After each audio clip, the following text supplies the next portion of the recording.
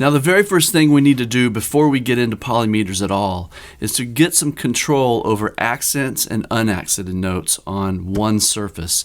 The reason that we want to work on accents and unaccents is because we want to be able to hear where these polymeters are happening. And if we don't have control of our accents, we're not going to hear them. So what we're going to do is we're going to just go basic 4/16 notes accenting the downbeat of each one. I'll turn a metronome on.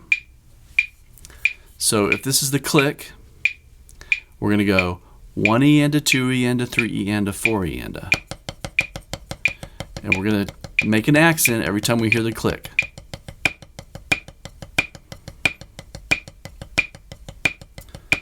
Very important to be able to do this comfortably, relaxed, completely in control.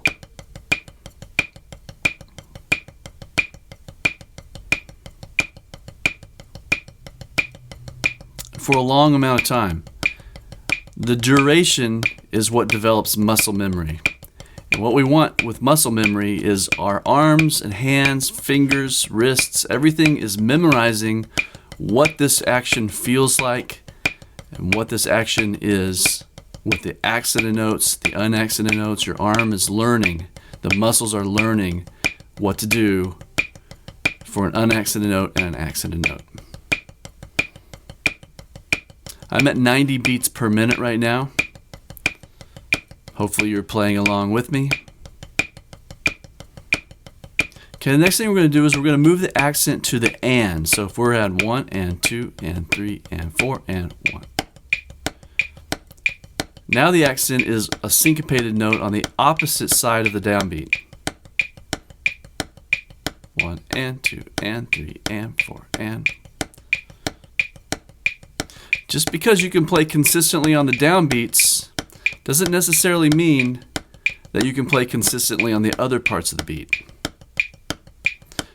The space between each of the notes is still the same. I'm just playing on the ands now instead of the downbeats. So what we're doing is two things now. We're training physical and mental. Because physically nothing has changed, but mentally we don't have the downbeat to rely on.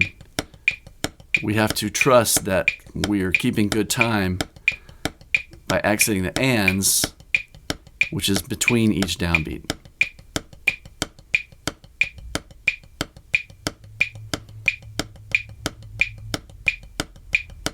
The next part of the beat we're going to play is the fourth note of the 16th note grouping. 1E and a 2E and a 3E and a 4E and a 1E and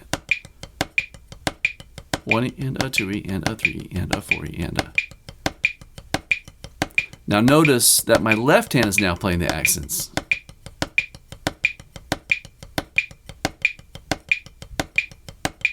Two, 3, a 4, a 1E and a 2E and a 3E and a 4E and a 1E and a 2E and a 3E and a 4E and a. The left hand might take a little more time to develop because it's perhaps your weak hand, the hand that you don't give it as much attention to as your right hand. If you're left-handed, your right hand will give you a little bit of challenge.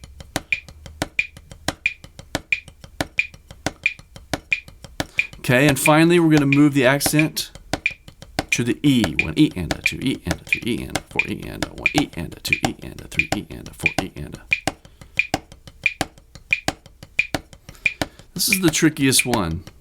Right after the downbeat. 1E and a 2, 3E, 4E. 1E and a 2E and a 3E and a 4E and a 1E and a 2E and a 3E and